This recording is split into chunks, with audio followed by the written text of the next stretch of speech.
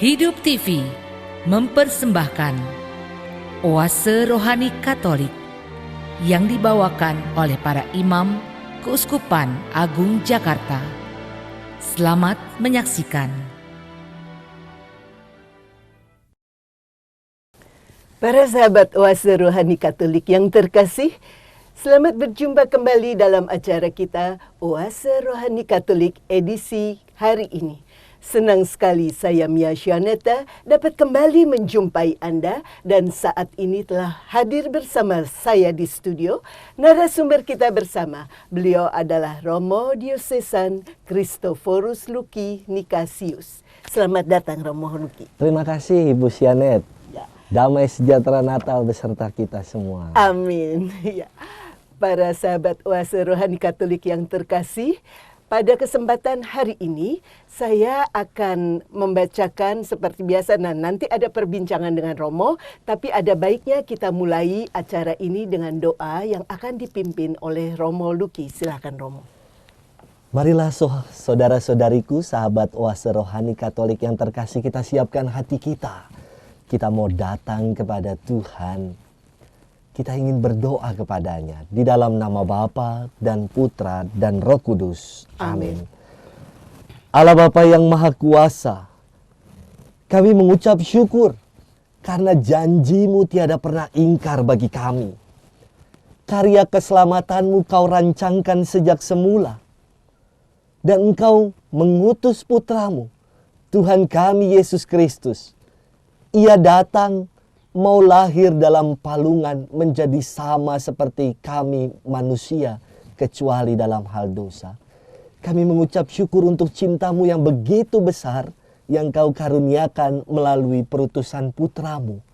Semoga melalui kabar sukacita-Mu yang hari ini kami renungkan, kami semakin bergembira dalam hidup, kami semakin bersuka cita, karena damai sejahtera Natal tinggal di tengah-tengah kami, tinggal di tengah-tengah keluarga kami. Maka Tuhan, utuslah Roh Kudus-Mu, supaya kami boleh dengan setia mendengarkan kabar sukacita-Mu.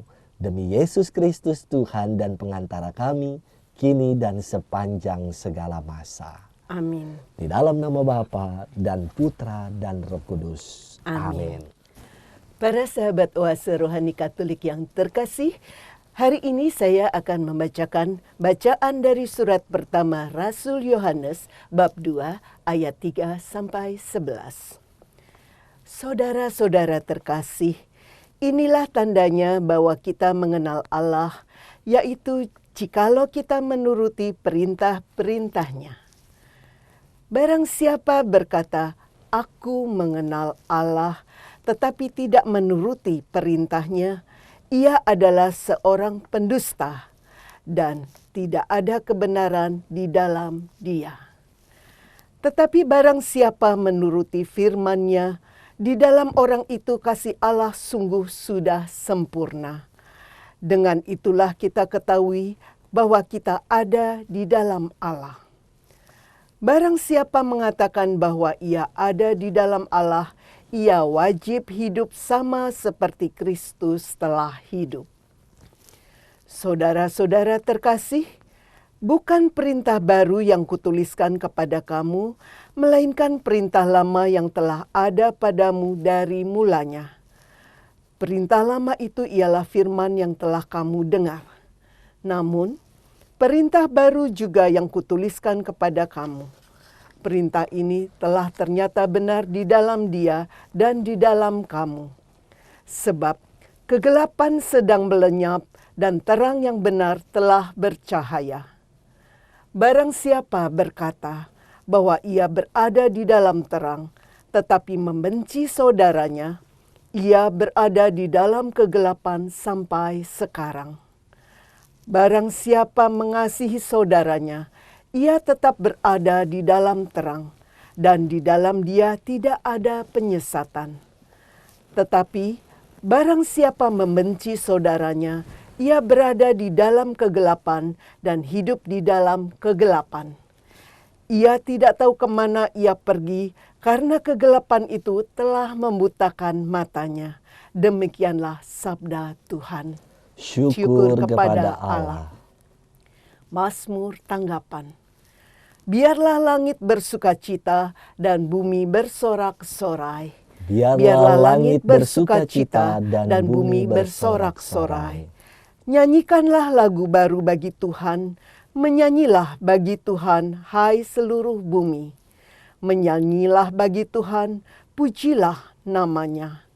Biarlah langit bersukacita dan bumi bersorak-sorai. Kabarkanlah dari hari ke hari keselamatan yang datang daripadanya. Ceritakanlah kemuliaannya di antara bangsa-bangsa. Kisahkanlah karya-karyanya yang ajaib di antara segala suku. Biarlah langit bersukacita dan bumi bersorak-sorai. Tuhanlah yang menjadikan langit, keagungan dan semarak ada di hadapannya.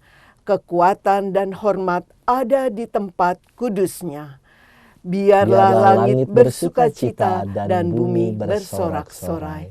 Para sahabat Oase Rohani Katolik yang terkasih, mari sekarang kita dengarkan dan persiapkan hati kita untuk bacaan Injil. Haleluya, haleluya, haleluya.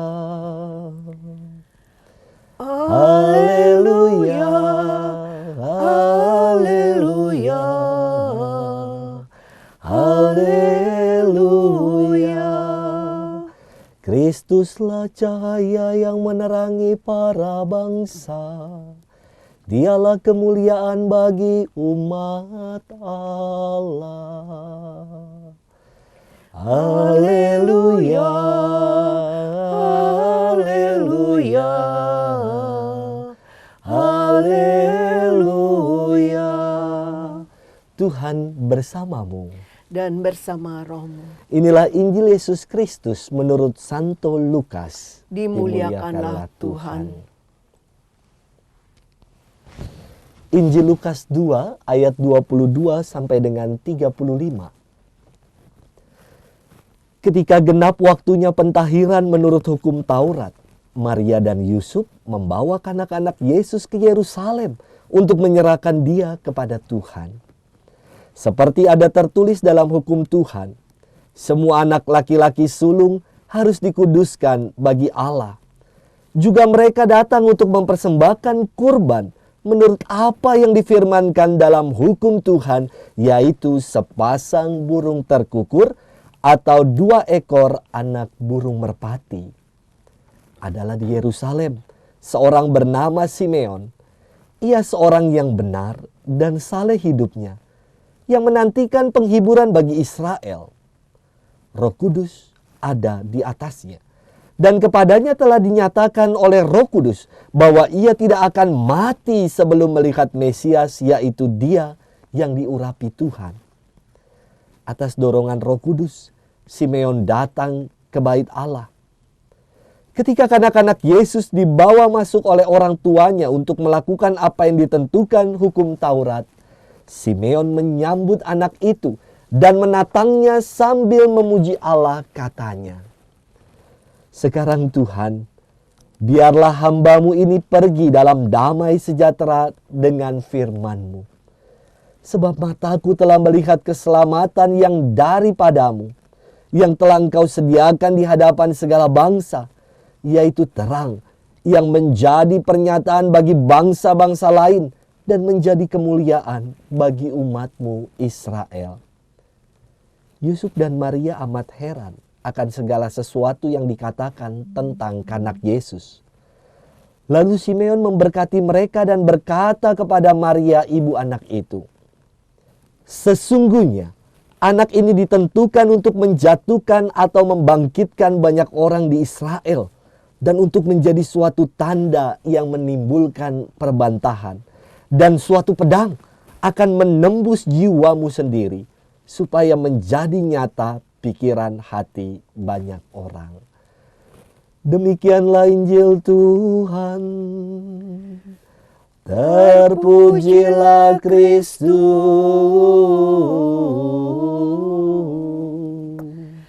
Para sahabat Oase Rohani Katolik yang terkasih, maka mari sekarang kita dengarkan permenungan yang akan disampaikan oleh Romo Luki. Ya, Romo Luki, pada kesempatan kali ini, hal-hal penting apa yang Romo rasa perlu untuk disampaikan? Silakan. Terima kasih Ibu.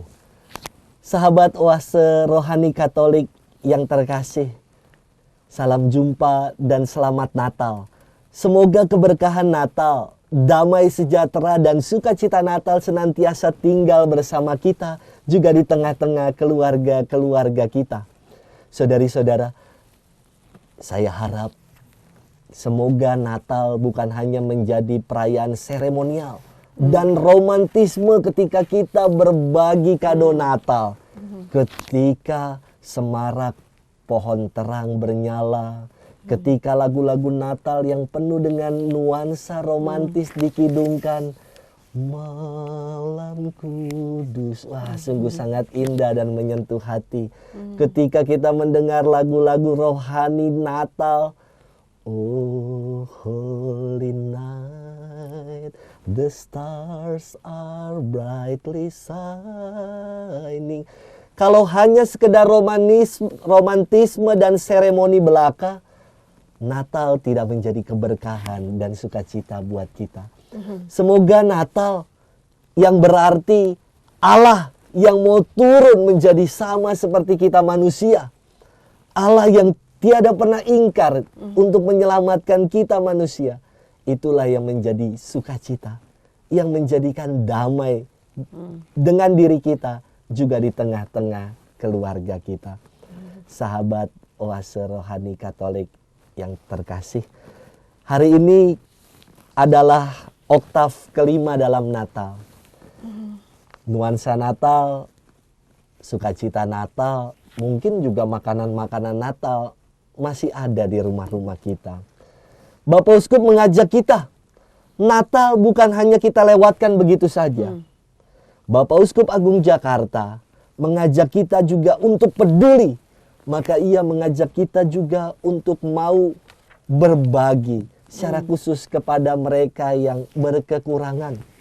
Maka di Kuskupan lalu diadakan bank makanan. Untuk berbagi makanan dengan mereka yang berkekurangan. Mari kita mulai dengan hal-hal yang sederhana, saya kira Ibu. Dengan hal-hal yang bisa kita lakukan. Kita mau berbagi. Kita mulai berbagi damai itu di tengah keluarga kita. Berbagi perhatian, berbagi kasih, berbagi cinta. Anak-anak berbagi cinta dengan orang tua, dengan kakak, dengan adik. Begitu juga orang tua berbagi cinta dengan anak-anak. Berbagi perhatian dengan anak-anak. Semoga damai Natal ini sungguh-sungguh boleh tinggal bersama kita, hingga akhirnya keluarga-keluarga boleh semakin merasakan kehadiran Tuhan. Iya, ya Romo Luki, dalam rangka supaya bisa melakukan seperti yang Romo katakan tadi, menurut Romo, sebaiknya persiapan-persiapan apa saja nih yang baik untuk dilakukan? Karena kalau kita lihat selama ini memang perayaan seremonial itu sudah selalu dilakukan. Padahal ada hal yang lebih penting, begitu kan Romo? Betul Ibu. Menarik sekali yang Ibu tanyakan. Sahabat Oase Rohani Katolik yang terkasih. Kadang-kadang dalam permenungan saya, kita itu orang Katolik itu masih malu-malu untuk mengungkapkan iman kita. Ketika kita menyanyi lagu Natal, hai mari berhimpun dan bersukaria. Pertanyaannya, apakah sukaria itu, sukacita itu ada saat kita bernyanyi lagu itu? Kita berhimpun ketika kita merayakan Natal. Tetapi sebelumnya kita habis marah-marah. Gerejanya penuh, bingung mau cari duduk di mana. Padahal kita diajak untuk bersukaria. Berhimpun bersama-sama dalam persekutuan yang adalah gereja. Kita bersama-sama memuji Tuhan dan bersukaria bersama dengan seluruh umat. Hingga akhirnya kita boleh merayakan Natal. Jadi saya kira iman yang kita hayati, itulah yang harusnya kita ungkapkan. Cara pengungkapan kita, jangan lagi malu-malu. Orang Katolik kalau disuruh berdoa, biasanya suka lempar-lempar. Jangan saya Romo, jangan saya. Orang Katolik kalau disuruh doa harus dipersiapkan dulu. Pakai kertas, dibaca 1/4. Bahkan dibaca dengan suara parau dan sambil dengan tangan bergetar. Tidak spontan. Tidak langsung sungguh-sungguh keluar dari kedalaman diri untuk berelasi dengan Tuhan. Maka saya kira yang utama, cara dan langkah konkret supaya damai itu tinggal, mari kita ekspresikan, kita ungkapkan iman kita dalam perbuatan kita, dalam cara hidup kita. Bukan bicara soal yang rohani, barang rohani itu hanya bicara di gereja, Romo. Keliru. Biarlah yang rohani itu menjadi cara hidup kita, menjadi way of life. Hingga akhirnya hidup kita digerakkan dengan yang rohani. Maka harapan saya semoga ketika kita, mari kita bernyanyi dari puji syukur nomor 330 dengan gembira. Bernyanyilah dengan gembira. Jangan lagi judulnya dengan gembira, tapi kita bernyanyi dengan bersungut-sungut, dengan ratapan dan keluhan. Saudari-saudaraku, Tuhan kita itu sungguh sangat baik. Dia sungguh mencintai kita. Bukti cintanya dia mau datang. Maka undangannya sungguh sangat sederhana. Mari kita tanggapi undangan Tuhan dengan datang kepadanya. Iya, iya. Romo, saya agak mungkin sedikit keluar, tapi saya tertarik dengan tadi yang Romo ungkapkan, bahwa acap kali orang Katolik itu tidak berani untuk mengungkapkan. Berdoa gemeteran, harus dipersiapkan. Sebetulnya itu kurang pas ya Romo ya. Nah, bagaimana supaya tidak begitu Romo? Iya. Maka supaya kita sungguh-sungguh dapat berdoa dengan baik, ya kita harus menjalin relasi itu lebih dahulu.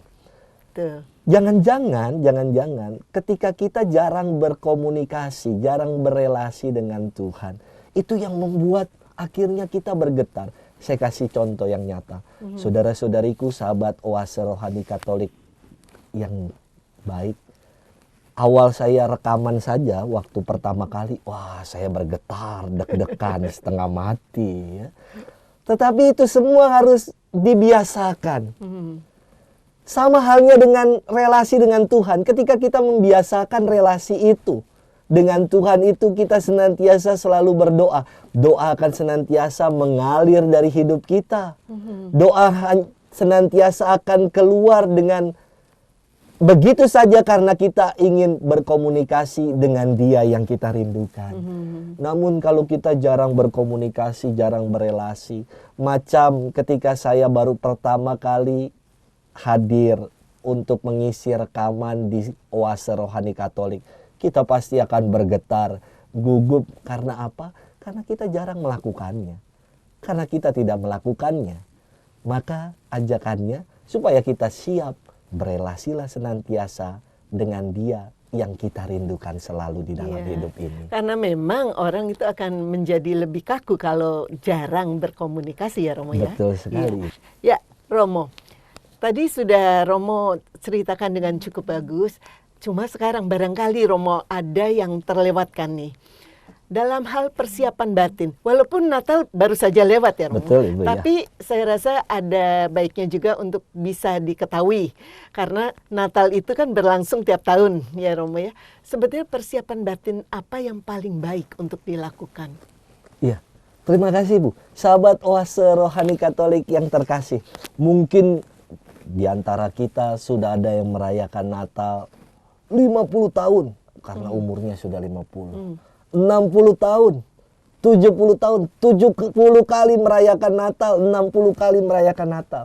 Tapi pertanyaannya, apakah damai Natal sungguh telah tinggal di dalam hidupmu, di dalam hidupku, di dalam hidup kita? Kalau belum, mari kita lihat apakah kita sudah mempersiapkan damai itu di dalam hati kita supaya ia tinggal. Saya kira langkah yang konkret yang bisa kita buat ada di dalam bacaan pertama hari ini yang kita dengar. Dikatakan dalam Rasul Yohanes, dalam Injil Yohanes Dikatakan dalam surat pertama Rasul Yohanes, barang siapa mengenal Allah, ia harus menuruti perintah-perintahnya. Barang siapa berkata aku mengenal Allah tetapi tidak menuruti perintah-perintahnya, ia adalah seorang pendusta dan tidak ada kebenaran di dalam dia. Artinya apa? Supaya damai itu tinggal, turutilah apa yang menjadi kehendak Tuhan. Apa yang ia perintahkan di dalam hidup kita untuk mengasihinya dengan sepenuh hati, dengan sepenuh jiwa, dengan sepenuh kekuatan. Dan mengasihi sesama kita seperti diri kita sendiri. Iya, iya. Nah Romo, tadi sempat tercetus dari Romo bahwa Natal itu sebetulnya adalah pemenuhan janji Allah yang tidak pernah ingkar. Bisa tolong lebih diperjelas kalimat itu? Iya. Sahabat Oase Rohani Katolik yang terkasih, kita kenal ada pepatah yang mengatakan merpati tidak pernah ingkar janji. Ya. Ada lagunya itu juga. Tapi saya kurang tahu itu lagu. Namun satu kali ketika saya bertugas di tanah Papua, saya punya juga seekor burung merpati. Ketika burung merpati itu saya lepas dari radius setengah kilo, dia bisa kembali pulang ke pastoran. Radius 1 kilo sekalipun, dia bisa kembali ke pastoran. Maka satu kali saya turun ke kota. Tanpa saya sadari, anak asrama saya membawa 1 ekor burung merpati saya itu. Dari kota yang jaraknya sekitar 200 kilo,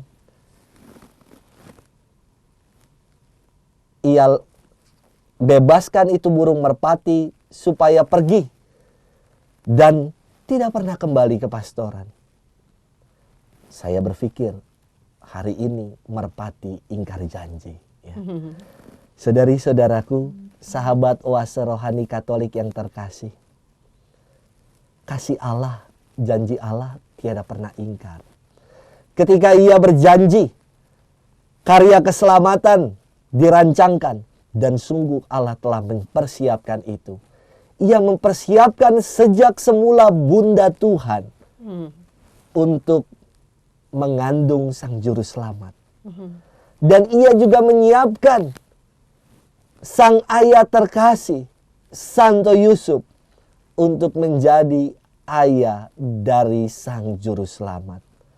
Dan sungguh Allah yang tidak pernah ingkar keselamatannya melalui Yesus, maka mereka menamai Yesus kita sebagai Immanuel, Allah beserta kita. Bagaimana janjinya tiada pernah ingkar kepada kita. Injil Yohanes 3 mengatakan kepada kita, karena begitu besar kasih Allah akan dunia ini, maka ia mengutus putranya yang tunggal ke tengah-tengah kita. Dan betul, ia mengutus Yesus, Sang Juru Selamat itu, yang baru saja kita rayakan di dalam perayaan Natal. Iya. Ya, Romo Luki, di sesi 1 ini masih ada yang ingin disampaikan? Sahabat Oase Rohani Katolik yang terkasih, di sesi ini saya ingin mengajak supaya kita semakin merasakan damai Natal, keberkahan Natal, untuk tinggal senantiasa bersama dengan kita juga di tengah keluarga-keluarga kita. Mari jangan melewatkan dan jangan menjadikan Natal hanya sekedar seremonial dan romantisme belaka. Kita jadikan Natal sebagai suatu gerakan nyata kita untuk merasakan kehadiran Tuhan melalui keterlibatan aktif kita untuk berbagi dengan mereka yang berkekurangan. Baik, Romo Luki, di sesi ini kita harus jeda sejenak, nanti kita kembali lagi ya Romo. Para sahabat Oase Rohani Katolik yang terkasih, demikian perbincangan di sesi 1 ini. Kami masih akan kembali setelah jeda berikut ini, jadi jangan kemana-mana. Hidup TV mempersembahkan Oase Rohani Katolik yang dibawakan oleh para imam Keuskupan Agung Jakarta. Selamat menyaksikan. Para sahabat Oase Rohani Katolik yang terkasih, terima kasih masih bersama kami di acara Oase Rohani Katolik edisi hari ini. Masih bersama dengan Romo Diosesan Christophorus Luki Nikasius dan saya Mia Shioneta. Bagi Anda semua yang ingin memberikan komentar atau ingin bertanya, kami persilakan untuk menghubungi kami melalui alamat email kami di orkkaj@yahoo.com atau melalui nomor telepon di 0822 1036 1555. Ya, mari kita lanjutkan perbincangan kita. Ya Romo Luki, di sesi kedua ini hal-hal apa yang ingin Romo sampaikan? Ibu bapak saudara-saudari yang dikasih Tuhan, sahabat Oase Rohani Katolik yang terkasih, kita telah mendengarkan firman Tuhan dari Injil Lukas mengenai Yesus yang dipersembahkan ke dalam bait Allah. Menarik sekali inti pesannya.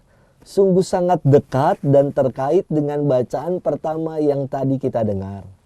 Ketika bacaan pertama di dalam surat Yohanes dikatakan, barang siapa mengenal Allah, sudah layak dan sepantasnya untuk mentaati perintah-perintah Allah.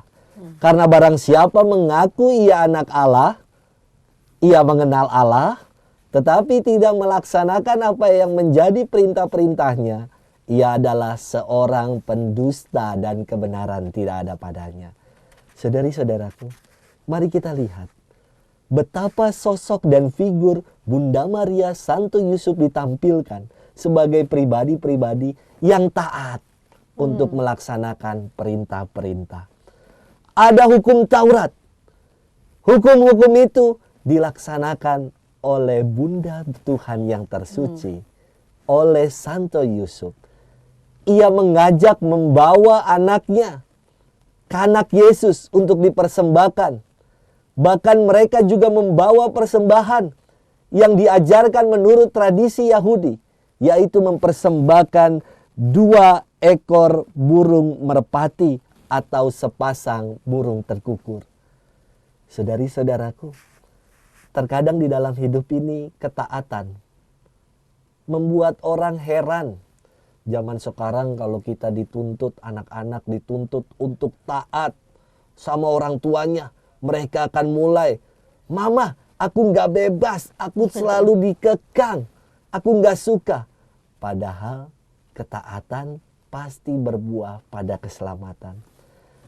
Para sahabat Oase Rohani Katolik yang terkasih, sebuah penyesalan yang terdalam buat saya. Tahun 98, kala itu ada kerusuhan di Jakarta. Saat itu ibu saya berkata kepada saya, "Jangan keluar-keluar nak. Di luar itu situasinya lagi rame-rame."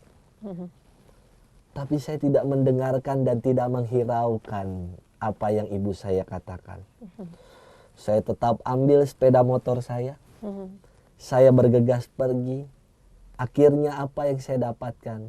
Saya mengalami kecelakaan hebat dan hampir mau mati. Dari situ saya sungguh merenungkan makna nilai sebuah ketaatan menyelamatkan. Itulah yang dibuat oleh Bunda Maria.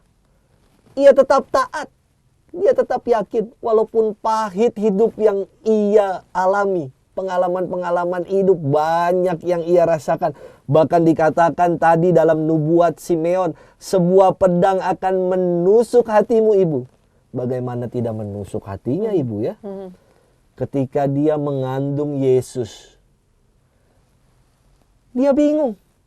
Dia belum bersuami. Bagaimana mungkin? Sebab aku ini belum bersuami, tapi ia harus mengandung. Dan malaikat Tuhan berkata kepadanya, "Anak yang kau kandung adalah dari Roh Kudus." Apa jawaban Bunda Maria? Jawaban yang penuh ketaatan. "Aku ini hamba Tuhan, terjadilah padaku menurut perkataanmu." Bagaimana ia tidak terluka dan sakit hati ketika anak itu dijanjikan lahir sebagai juru selamat, sebagai sang penebus, sebagai Immanuel, Allah beserta kita. Tiada tempat untuk bersalin baginya. Ia harus bersalin dalam sebuah palungan. Ketaatan apa lagi yang dibuat Bunda Maria ketika ia harus mengungsi ke Mesir karena anak-anak Yesus dikejar-kejar, bayi-bayi dibunuh oleh Herodes. Pasti hati Maria bertanya-tanya, namun ia tetap taat melakukan itu semua bersama dengan suaminya Santo Yusuf. Bahkan sampai dengan akhir, Maria tetap setia merawat, menjaga, dan menemani Yesus. Ketaatan yang berbuah pada kesetiaan itu saya kira terbersit dalam figur Bunda Maria. Di dalam dirinya punya sebuah yang namanya pengharapan iman. Pengharapan akan apa? Akan karya keselamatan Tuhan yang dilangsungkan melalui anaknya. Saya kira semoga di dalam hidup kita juga seperti itu. Ketika kita taat, ketika kita setia sama Allah, walaupun saat ini kita harus berbeban berat, memikul berbagai macam pencobaan, mengalami liku-liku kehidupan ini.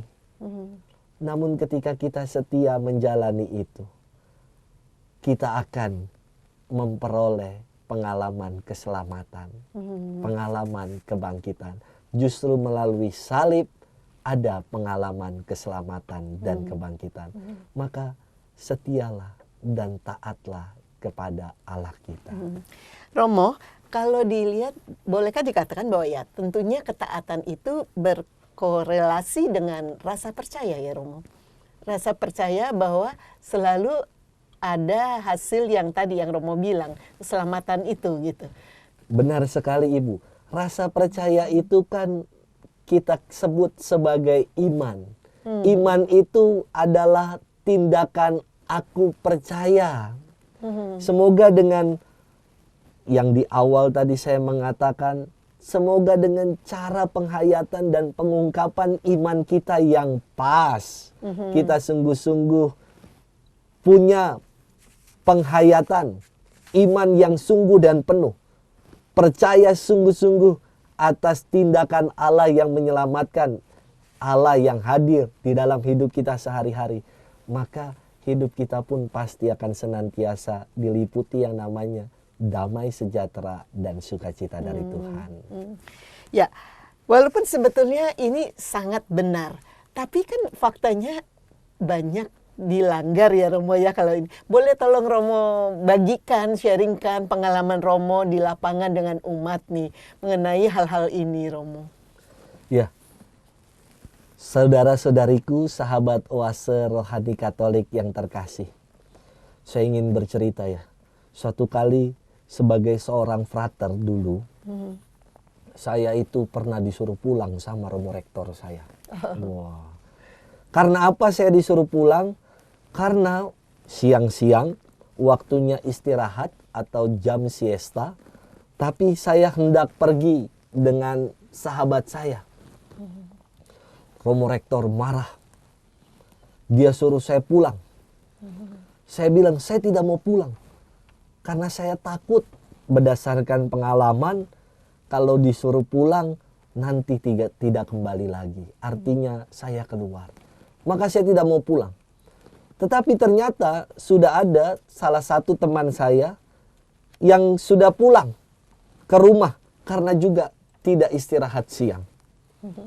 Ya sudah, sebagai teman yang baik saya pun ikut pulang akhirnya. Lantas kami disuruh membuat sebuah refleksi. Dengan marah saya menuliskan refleksi dengan judul Ketaatan versus kebodohan. Saya bertanya, apakah ini taat atau sebenarnya saya bodoh? Ternyata ketika refleksi itu saya serahkan ke Romo Rektor saya, baru dia baca judulnya, langsung refleksi itu dikembalikan dan saya diminta tulis ulang. Akhirnya saya ganti judulnya. Saya ganti judulnya dengan Belajar Menjadi Taat Seperti Bunda Maria. Dilihat judulnya, sungguh sangat indah dan refleksi itu diterima. Saudari-saudaraku, sahabat Oase Rohani Katolik yang terkasih. Menjadi taat bukan menjadi taat yang buta. Kita taat karena kita yakin apa yang kita taati membuahkan pengalaman keselamatan.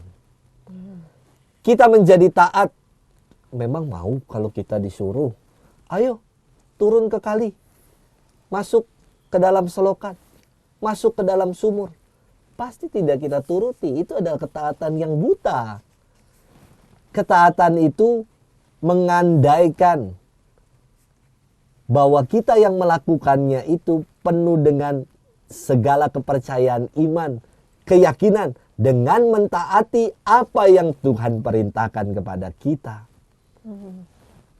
Berbuah pada karya keselamatan di dalam hidup ini.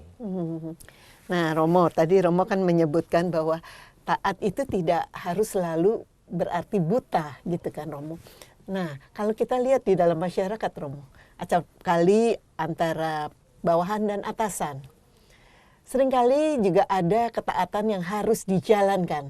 Namun itu bertentangan dengan nurani. Karena si orang ini mungkin merasa bahwa ini dampaknya nggak bagus gitu ya, Romo. Tanggapan Romo bagaimana? Iya. Kita di dalam diri kita punya yang namanya suara hati. Ya. Atau dikenal dengan hati nurani. Nur itu adalah cahaya. Dan kita yakini kalau suara hati itu adalah suara Tuhan. Maka manakala kita mengalami pergumulan untuk melakukan sesuatu, tegangannya antara ketaatan atau kita melawan suara hati kita. Selagi tidak bertentangan dengan prinsip-prinsip kebenaran dan kehidupan, mari kita buat itu sebagai ketaatan kita. Namun kalau itu memang bertentangan dengan prinsip-prinsip kebenaran, dan kalau itu kata hati kita mengharuskan kita untuk tidak memilih yang taat itu, karena berlawanan dengan kehidupan dan kebenaran, yakinlah kalau prinsip dari suara hati, suara Allah itu adalah kebenaran yang harus kita perjuangkan di dalam hidup ini. Bagaimana dengan konsekuensi duniawi, Romo? Sebagai seorang pekerja mungkin di level bawah, dia mungkin bertentangan dengan nuraninya dan dia menentang itu. Tapi dia masih butuh pekerjaan itu. Nah, saran Romo seperti apa? Ya, sahabat Oase Rohani Katolik yang terkasih, kadang-kadang kita dihadapkan dengan situasi yang namanya si malakama. Ya. Dimakan salah, enggak dimakan juga salah. Disinilah letak sebuah kebijaksanaan di dalam memilih sesuatu. Yang menarik, Bapak Paus kita mengajarkan kepada kita demikian. Bapak Paus Fransiskus mengajak kita untuk jangan menghakimi. Berhenti untuk menghakimi. Tetapi kita diajak untuk menilai. Menilai berbeda dengan menghakimi. Ketika kita menilai, berarti ada pertimbangan. Ada sebuah dialog yang kita buat dan ada komunikasi.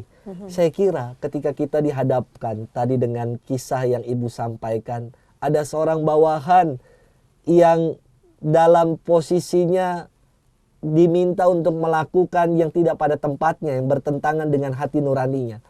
Tetapi kalau dia tidak melakukan, dia bisa kehilangan jabatan yang ia punya, pekerjaan yang saat ini ia lakukan. Maka saya kira jangan menghakimi, cobalah untuk menilai, berkomunikasi dengan pimpinan, berkomunikasi, berdialog, supaya apa yang menjadi kehendak hati kita boleh sejalan juga dengan apa yang menjadi kehendak hati dan visi dari perusahaan. Saya kira itu Bu, kuncinya adalah dialog dan jangan terburu-buru kita menghakimi, orang ini tidak baik. Mungkin ada maksud-maksud tertentu yang tidak kita mengerti. Di dalam firman, pernah ada seorang tokoh yang merasa seperti itu. Siapa dia? Nabi Yunus. Yang ketika diutus untuk mewartakan pertobatan, dia tidak mau berangkat. Dia berpikir tidak baik. Ngapain saya pergi ke sana, ke Niniwe? Tetapi akhirnya ia disadarkan. Ia mau diutus setelah Tuhan memberikan kepadanya sebuah pengalaman. Ketika dia berada di dalam perut ikan 3 hari 3 malam. Akhirnya Yunus punya kesadaran untuk mau mewartakan pertobatan kepada orang-orang di Niniwe. Ya, jadi intinya tadi mencoba membuka dialog itu ya Romo ya. Betul sekali, Bu. Ya, itu ada kata yang bagus sekali, jangan menghakimi gitu ya, Ya. Romo ya. Tapi mencoba membuka dialog begitu. Betul sekali, Bu. Ya, Romo Luki, ada contoh-contoh lain di dalam masyarakat yang Romo lihat dan menarik untuk disampaikan terkait dengan ketaatan berbuah keselamatan ini. Ya. Saudari-saudaraku, sahabat Oase Rohani Katolik yang terkasih, satu kali ada kisah seorang Papua yang baru saja menjadi seorang pejabat. Dia lihat rumahnya sudah tidak ada lagi yang berbersih-bersih rumah. Karena mama, karena istrinya yang disebut Mace. Mace itu sudah sibuk pergi-pergi. Maka sang pejabat ini berpikir, aku harus punya asisten rumah tangga atau pembantu. Maka dia cari-cari. Dia masuk ke dalam sebuah kantor. Ketika itu ia disambut oleh seorang satpam dan mempersilakan pejabat ini. Ada yang bisa dibantu, Bapak? Kata si satpam ini.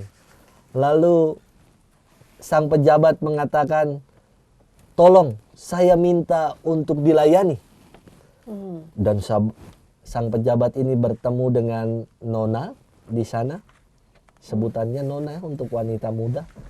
Lalu pejabat itu berkata, Nona, saya butuh dibantu. Saya ingin mencari pembantu atau asisten rumah tangga yang umur 20 tahun. Adakah? Nona itu menjawab, tidak ada Bapak. Ya sudah, kalau gitu yang umur 30 tahunan, adakah? Tidak ada Bapak. Nona, kalau gitu kau beri saya yang umur 40 tahun, yang penting dia masih kuat. Ia masih bisa kerja untuk bersih-bersih rumah. 40 tahun sudah, tidak apa-apa.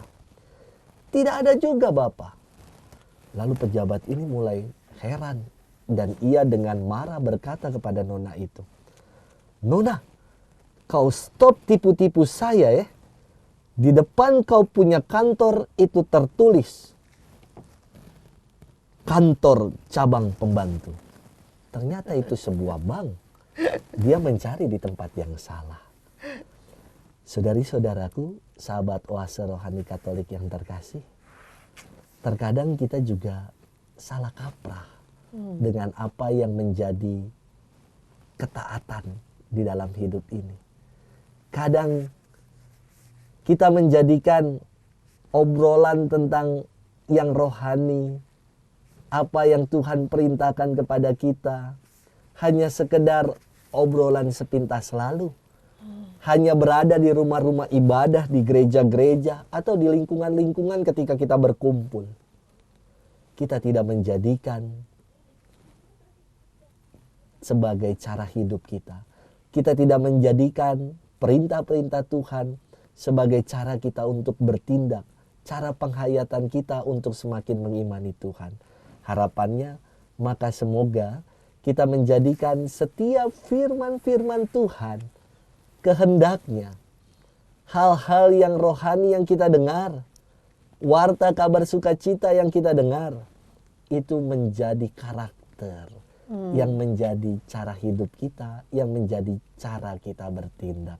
Dengan demikian, apa yang memancar dari dalam, itulah yang keluar. Apa yang kita pikirkan, itulah juga yang menjadi buah tutur di dalam hidup kita. Roma tadi menyebut karakter, dan karakter itu setahu saya tidak terbentuk dalam waktu yang singkat ya Romo. Dengan demikian saya ingin nasihat Romo atau saran Romo nih bagi keluarga-keluarga dalam mendidik anak-anak mereka sehingga bisa diharapkan akan muncul karakter-karakter seperti yang diharapkan tadi. Ya, saya kira saya ini senang sekali dengan filsafat timur, karena filsafat timur itu buat saya punya filosofi yang indah, yang tidak hanya menekankan untuk menjadi bijaksana. Bijaksana itu soal verifikasi kebenaran, soal yang berdaya kognitif. Tetapi kalau dalam filsafat timur itu ada yang namanya olah rasa. Bukan hanya menjadi bijak, tetapi juga menjadi bajik. Bajik itu artinya kebajikan, punya keutamaan-keutamaan dalam hidup. Yang menarik ya, di dalam etika keluarga Confucian yang saya pelajari dulu, ada etika kalau keluarga itu harus didasarkan pada satu sikap yang namanya sikap bakti atau xiao.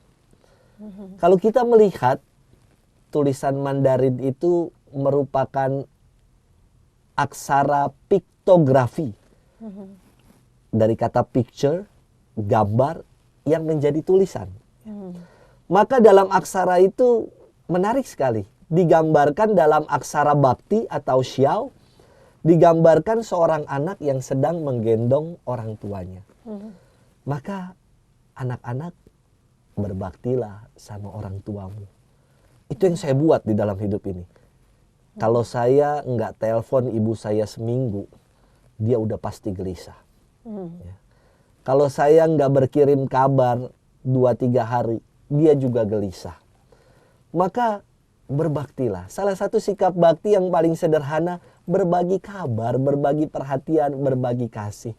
Dengan bertanya, Mama lagi apa? Sudah makan atau belum? Ada cinta di sana. Yang menarik, di dalam etika keluarga Konfusian, keluarga juga hendaknya dibangun atas dasar yang namanya cing, sikap hormat, cing itu.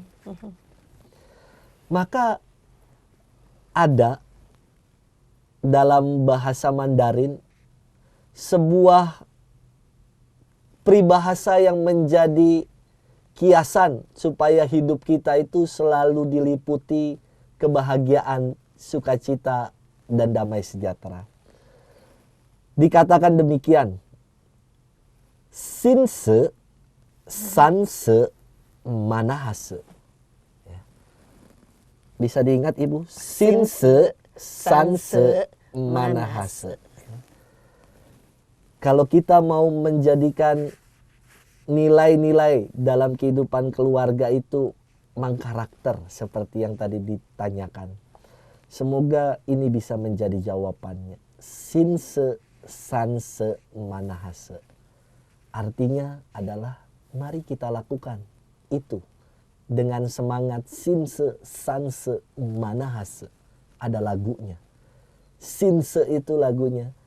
Di sini senang, sanse. Di sana senang. Di mana-mana hatiku senang.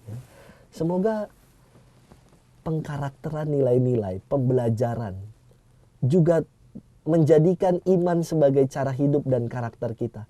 Dengan apa? Dengan pertama kita harus enjoy melakukan itu. Dengan penuh sukacita kita mau berbuat itu. Kalau kita diajak Tuhan untuk mengasihi sesama kita manusia seperti diri kita sendiri, maka cintai diri kita. Lalu kita juga mau memberikan yang terbaik untuk sesama kita dari apa yang menjadi penghayatan iman kita. Dengan kata lain, kalau orang tua melakukan itu semua, itu otomatis akan menjadi pembelajaran bagi anak-anak mereka. Betul sekali. Lakukan sebagai keteladanan, lakukan itu dengan penuh cinta, anak-anak pasti akan menyerapnya. Tapi kalau anak zaman sekarang hanya dilakukan dengan otoritatif, otoriter, orang tua, hanya perintah-perintah, tidak ada wujud kasih dan perhatian, saya kira susah sekali nilai-nilai itu akan diendapkan, akan menjadi karakter buat anak-anak kita. Maka lakukan dengan penuh cinta, dengan penuh kesukaan hati, dengan penuh kegembiraan. Iya, iya. Ya, Romo Luki tadi juga disebutkan bahwa Maria begitu taat. Lalu kita juga acap kali mendengar keteladanan keluarga Nazaret. Nah, barangkali bisa Romo tekankan lagi di sini, apa yang menjadikan kalimat itu begitu bermakna, keteladanan keluarga Nazaret. Sahabat Oase Rohani Katolik yang terkasih, sungguh-sungguh sejak semula sikap hidup dari Santo Yusuf dan Bunda Maria juga Yesus sangat menginspirasi kita. Bayangkan saja ada figur yang namanya Santo Yusuf yang menjadi ayah di dunia ini bagi Tuhan kita Yesus. Satu kali ia mengalami problem besar dalam hidupnya. Problem apa itu? Ketika tunangannya Bunda Maria tiba-tiba mengandung. Kalau Santo Yusuf seorang yang menghakimi, dia langsung cari Bunda Maria. Dia langsung mungkin dia langsung pukul Bunda Maria, berkata-kata kasar kepadanya dan meninggalkan Bunda Maria. Tapi dikatakan di dalam firman Tuhan, Santo Yusuf itu dikisahkan sebagai orang yang tulus hatinya. Ketulusannya letaknya ada di mana?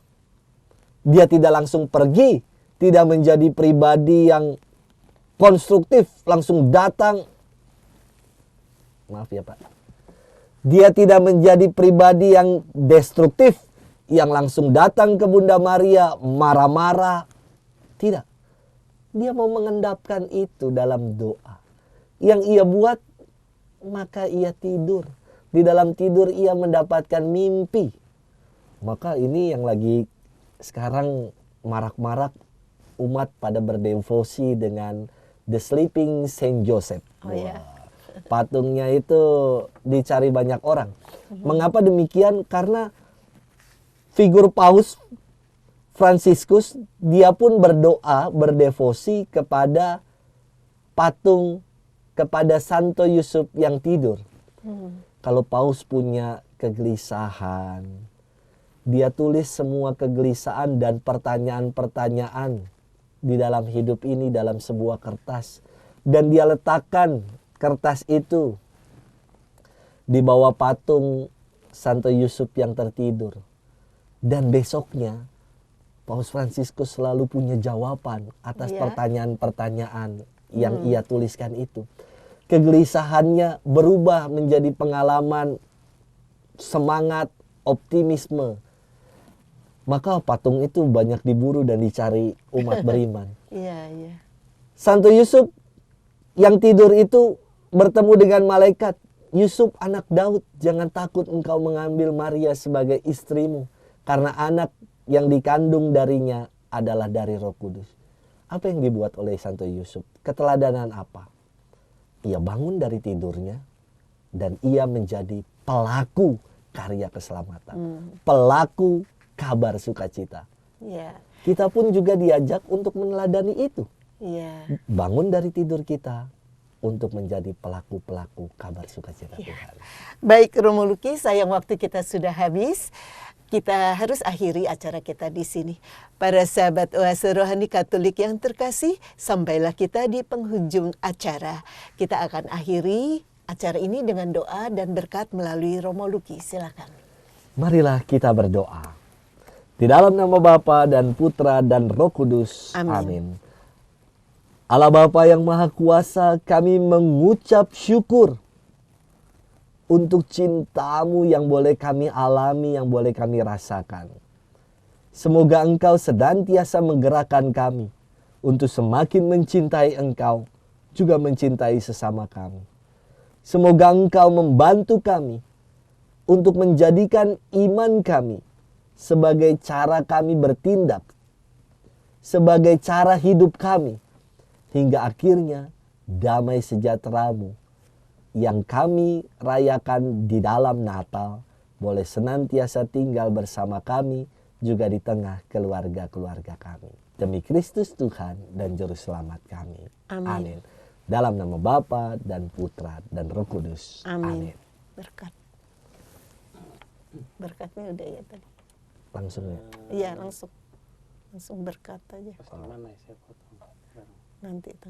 Kepal dulu. Habis demi Kristus Tuhan dan pengantara kami. Amin. Lalu aku langsung masuk Tuhan bersamamu ya. Iya. Ya, pas berkat. Antaramu.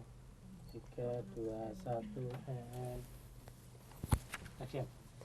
Tuhan bersamamu. Dan bersama rohmu. Kita semua, keluarga-keluarga kita, mereka yang kita doakan, juga damai dan sukacita Natal senantiasa tinggal bersama kita, dan berkat Allah turun berlimpah atas kita di dalam nama Bapa dan Putra dan Roh Kudus. Amin. Terima kasih Romo Luki. Para sahabat Oase Rohani Katolik yang terkasih, demikian perbincangan kita kali ini. Semoga banyak manfaatnya bagi Anda semua. Romo Diosesan Christophorus Luki Nikasius dan saya Mia Shaneta pamit undur diri dari ruang Anda. Kita akan berjumpa kembali pada kesempatan berikutnya. Selamat melanjutkan aktivitas Anda dan jangan lupa untuk selalu mengamalkan Pancasila. Salam damai. Demikianlah Oase Rohani Katolik yang dibawakan oleh para imam Keuskupan Agung Jakarta. Tuhan memberkati.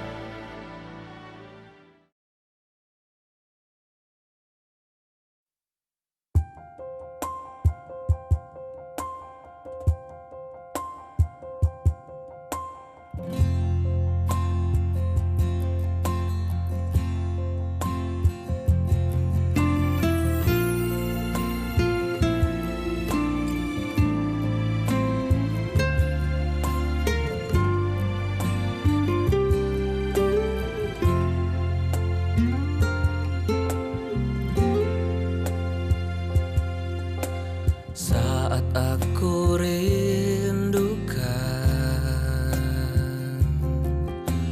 kehadiran-Mu Tuhan, yang memberiku ketenangan dalam setiap jalan hidupku. Lalu aku berdoa dengan segenap jiwa, berharap datang kasih-Mu sekarang. Tuhan, Kau memberkatiku. Terima kasih, Kau yakinkanku bahwa Kau ada dan mengasihiku. Ku puji Engkau selama hidupku, tak lagi ku meragukan-Mu. Terima kasih, Kau yakinkanku bahwa Kau ada dan mengasihiku. Ku puji Engkau selama hidupku, tak lagi ku meragukan-Mu.